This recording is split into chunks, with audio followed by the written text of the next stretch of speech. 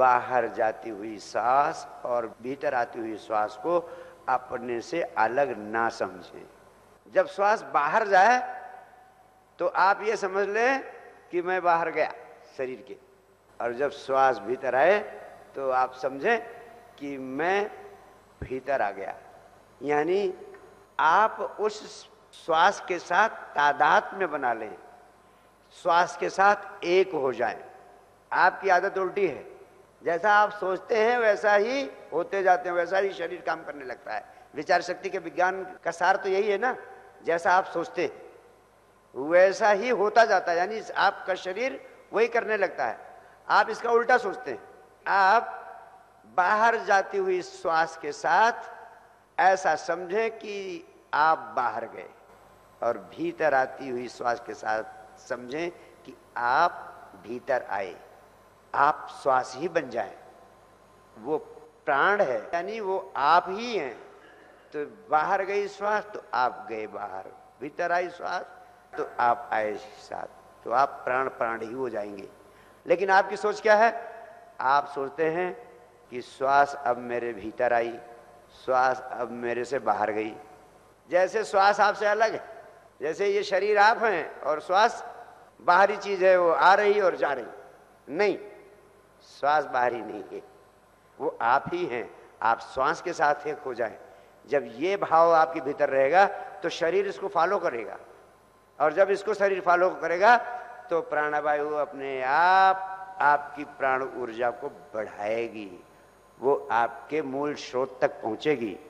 उठते बैठते चलते हर समय आपको ये बोध रहे कि श्वास के साथ आप श्वास ही श्वास हैं, श्वास के साथ बाहर जा रहे हैं, श्वास के साथ भीतर आ रहे हैं। इसका सिर्फ आपको होश रखना है, और ये प्राण साधना आपको सायंकाल करनी है। अब प्राण साधना की क्रिया जो सिर्फ 15 मिनट की क्रिया है, उसे आपको समझाना चाहता हूं। यह क्रिया आपकी भीतरी सफाई की क्रिया है, इनर क्लींजिंग की क्रिया है। इस क्रिया का आप अभ्यास करेंगे तो भीतर जो दिन भर आप शरीर के तल पर, मन के तल पर कचरा इकट्ठा करते हैं, उसको सायंकाल आपको शरीर से बाहर कर देना है। यही कचरा आपके भीतर इतना इकट्ठा हो जाता है, शरीर के तल पर, मन के तल पर विकार इतने इकट्ठे हो जाते हैं कि उन्हीं की परत जमती चली गई है आपके भीतर।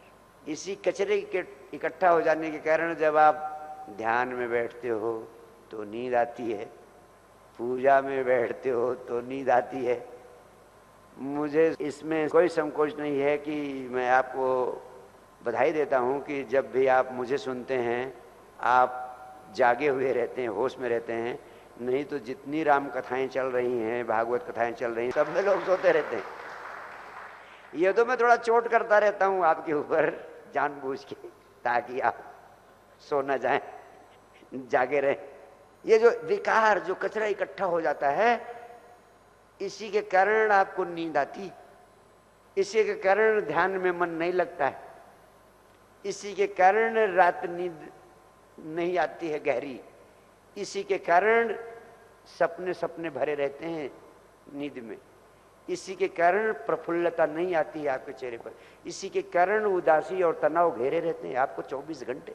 आपकी जिंदगी आधा जिंदा आधा मुर्दा केचुए की तरह सरक सरक कर चल रहे हैं, क्योंकि इतना सारा बोझ आपके भीतर बढ़ा है। वो बोझ कैसा है? आप कितना भी नहा धो के जाते हैं, आपका दोष नहीं है। आपसे कितने प्रकार के नकारात्मक लोग दिन भर मिलते हैं, वो जो नकारात्मक लोग मिलते हैं उनकी नकारात्मक ऊर्जा उनके संपर्क में आने पर आपके भीतर पहुंचती है। आपको 24 घंटे में कितने बार तरह तरह के मनोवेग घेरते हैं। आपका बॉस आपको बुलाता है, आपके सहयोगी कर्मचारियों के सामने, अधिकारियों के सामने उल्टी सीधी बेहूदी बातें आपको कहता है। आप कहते हैं सर थैंक यू, आपने मेरा बड़ा मार्गदर्शन किया, लेकिन मन ही मन आपके क्रोध की आग फूटती है, उसे आप दबा लेते हैं, क्योंकि अगर नहीं दबाएंगे तो आपकी गर्दन बॉस दबा देगा, और वो आपने दबा लिया मनोवेग, आपके जी में तो चाह रहा था कि जूते निकालूं, इसको 100 जूते मारूं, लेकिन आप कह रहे हैं थैंक यू सर, आपने बड़ा अच्छा मार्गदर्शन किया मेरा। अब ये मनोवेग आपके भीतर ग्रंथि बनकर, विकार बनकर ईर्ष्य तिरछे बैठ गया। ऐसे ही एक सुंदर युवती देखते हैं आप, कामुकता जाग जाती है आपके भीतर, लेकिन भाई तरह तरह के भय आप दबा लेते। ऐसे तमाम तरह के मनोवेग पैदा होते हैं, उन्हें आप दबा लेते हैं, मजबूरी है, व्यवस्था है। उन मनोवेगों को दबा लेने के कारण आपके भीतर ग्रंथियां बनती हैं, नकारात्मकता बैठ जाती है, और वो नकारात्मकता जब तक आप बाहर नहीं निकालेंगे उसकी परत दर परत बैठती चली जाएगी, और इसी के कारण आपको माइग्रेन हो रही है, आपको ट्यूमर हो रहा है, आपको कैंसर हो रहा है, आपको अनेक तरह की आधुनिक जीवन शैली की बीमारियां पकड़ रही हैं, हार्ट की प्रॉब्लम हो रही है, ब्लड प्रेशर प्रॉब्लम हो रहा है। इनकी भीतरी सफाई बहुत जरूरी है। जब भीतरी सफाई होगी, जहां आप शरीर के तल पर शारीरिक बीमारियों से मुक्त होंगे, वहीं मानसिक तल पर आपके सारे विकार बाहर जाएंगे, आप डिप्रेशन, चिंता और तनाव से मुक्त होंगे, और वहीं पर आध्यात्मिक तल पर आपकी प्राण ऊर्जा बढ़ेगी और आपकी जीवन ऊर्जा काम केंद्र से ऊपर की तरफ सरकेगी, और आपके जीवन में अतिशय आनंद, रस और परमात्मा के फूल खिलेंगे। तीनों तलों पर आपको लाभ होगा। इस प्राण साधना को मैं संजीवनी क्रिया का अनिवार्य अंग के रूप में आज आपको दे रहा हूं। जब सायंकाल आप घर पर आए, जब भी घर पर लौटे, इसका वही टाइम है जब आप बाहर से दैनिक कार्य को समाप्त करके घर पर पहुंचे, तो सबसे पहला काम करें, नहा सकते हो नहा लें, ना नहा सकते हो हाथ पैर धो लें, क्लीन हो जाएं, शुद्ध स्वच्छ हो जाएं, और 15 मिनट के लिए मेरे नाम पर, गुरु के नाम पर 15 मिनट के लिए बैठ जाएं अपने घर में। कहीं किसी पर सोफे पे बैठ जाएं, कुर्सी पे बैठ जाएं, आसन पे बैठ जाएं, कहीं भी बैठ जाएं 15 मिनट के लिए। इतना छोटा सा दान तो आप मुझे दे ही सकते हैं मेरे नाम पर, 15 मिनट का दान, और इससे आपको तो लाभ होगा ही होगा, लेकिन मेरा बड़ा लाभ होगा, मेरा अनंत गुना लाभ होगा, क्योंकि मैं आपके भीतर एक नया हंसता हुआ जीवन पैदा करने का बीज जो मैं डाल रहा हूं, वो अंकुरित होना शुरू हो जाएगा। ये मेरे लिए बड़े आनंद की बात, इससे बड़ा और मेरा कोई आनंद नहीं है। ये अनुभव किया हुआ विज्ञान है। मैंने कहा कि मैंने जो चीज अनुभव किया, जिसके परिणाम पाए हैं, उस तरफ आपको उंगली से इशारा करके दिखा रहा हूं, देखो देखो देखो, तुम्हें मिल जाएगा, और तुम देखोगे तो तुम्हें भी मिलेगा। फिर ये तुम्हारा अपना अनुभव, अपना ज्ञान हो जाएगा। अंधविश्वास, अंधभक्ति की बात नहीं सिखाता हूं, सारे अंधश्रद्धा से तुम्हें मुक्त करना चाहता हूं, ताकि तुम्हारे भीतर नया जीवन पैदा हो सके।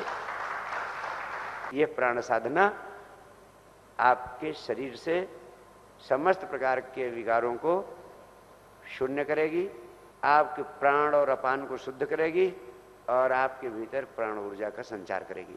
ये प्राण साधना प्रतिदिन आपको करनी है, और प्राण साधना से संबंधित जितने महत्वपूर्ण तथ्य मैंने आपको बताए हैं आज, उनको ध्यान में रखना है।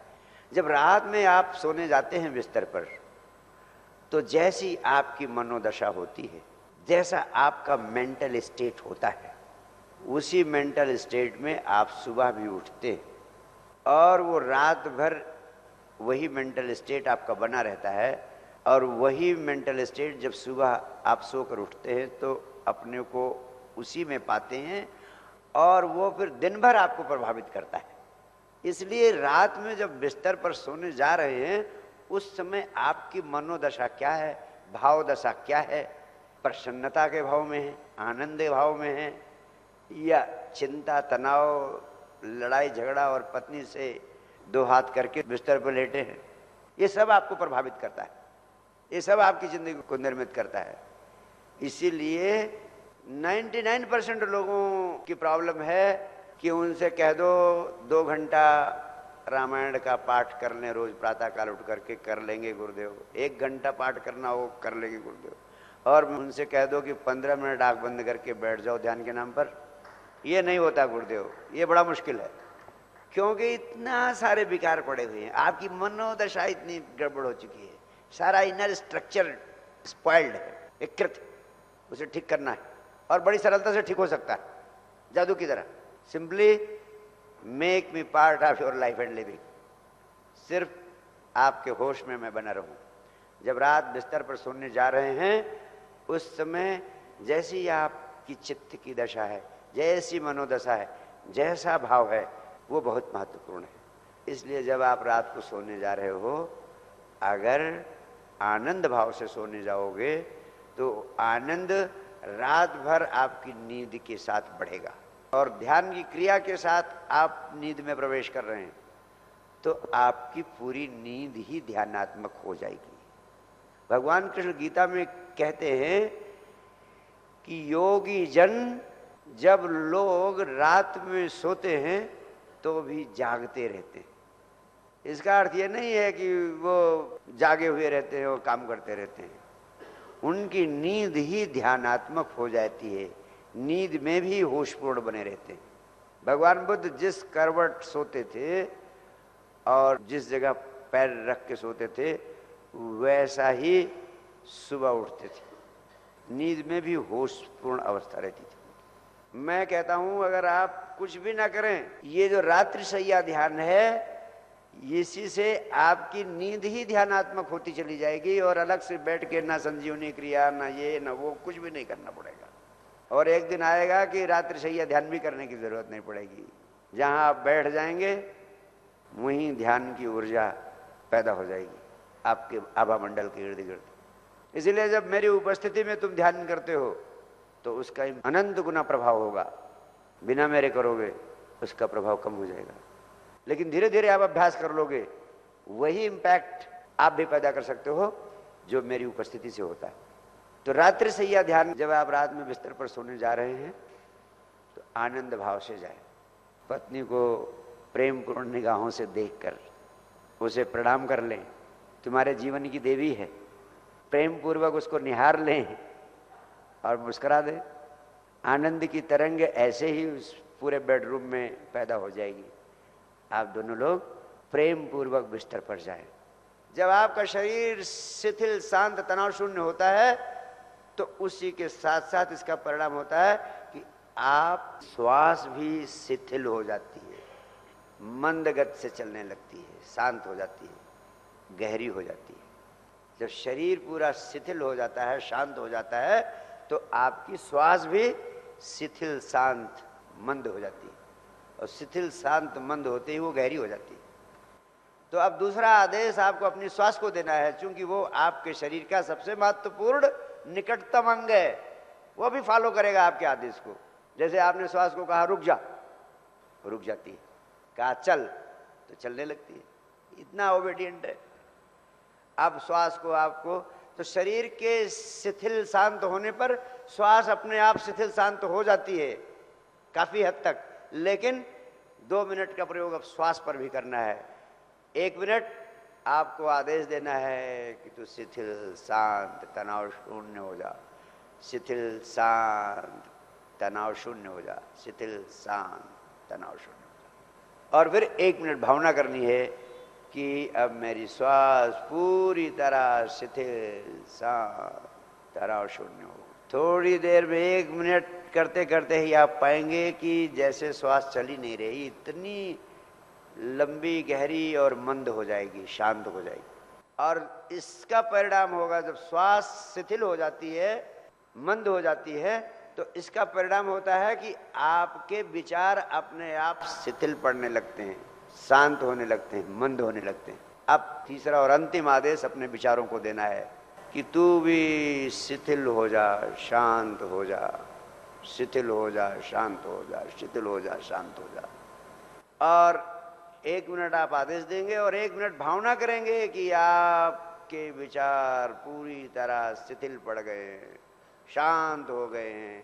अब भावना करेंगे कि अब विचार आने ही बंद होते जा रहे हैं, विचारों का आना ही बंद होता जा रहा है, विचारों का आना ही बंद होता जा रहा है। और थोड़ी 1 मिनट में ही पाएंगे कि विचार शिथिल पड़ गए, विचारों का आना मंद हो गया है। और इतना सब, ये तीनों जब शांत हो जाएं, शिथिल हो जाएं, शरीर, श्वास और विचार जब तीनों ही शांत हो गए, शिथिल हो गए, तो आप इस शरीर के भीतर भावना करें कि सूक्ष्म प्रकाश के रूप में आप भीतर विराजमान हैं। सारे शरीर को आपने सुला दिया और आप इस शरीर को शिथिल शांत सोता हुआ देख रहे हैं। शरीर को सुला दिया, आप जाग रहे हैं, आप देख रहे हैं शरीर पूरी तरह शिथिल शांत सोया हुआ पड़ा है और आप साक्षी भाव से इसे देख रहे हैं। ये साक्षी साधना का चरम है, शिखर है, उत्कर्ष है। और ऐसे ही सिर्फ 10 मिनट देखते रहें। पहली बात साक्षी सधेगा, दूसरी बात ध्यान सधेगा, तीसरी बात आप पाएंगे कि कब गहरी नींद में सो गए आपको पता ही नहीं चलेगा। You will sleep into deep sleep. और यही साधना आप निरंतर करते रहे तो एक दिन आएगा जब आपकी पूरी नींद ध्यानात्मक हो जाएगी और जब सुबह आप सोकर उठेंगे तो एक अद्भुत आनंद की आभा आपके चेहरे पर, आपके प्राणों में, आपके भीतर व्याप्त होती चली जाएगी। आपकी सुबह हर रोज की पहले की सुबह से कई गुना अधिक प्रीतिकर, सुखदायी, आनंददायी हो जाएगी। और यह आनंद पूरे दिन भर आपको घेरे रहेगा, तब तक जब तक आप दोबारा बिस्तर पर नहीं जाएंगे। ये रात्रि शैया ध्यान की महत्वपूर्ण विधि है, सहज है किंतु विस्फोटक है। आप इसका अभ्यास करें।